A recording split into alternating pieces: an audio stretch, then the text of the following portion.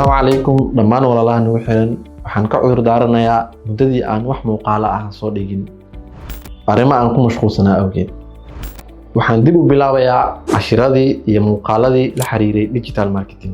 Qofka dhalinyarada ah ee maanta raba inuu xirfad barto, haddii uu YouTube-ka ku qoro xirfadaas, waxay u badan tahay 90% inuu arko muuqaalo fake ah, kuwaasoo kaliya diiradda saarayo lacag.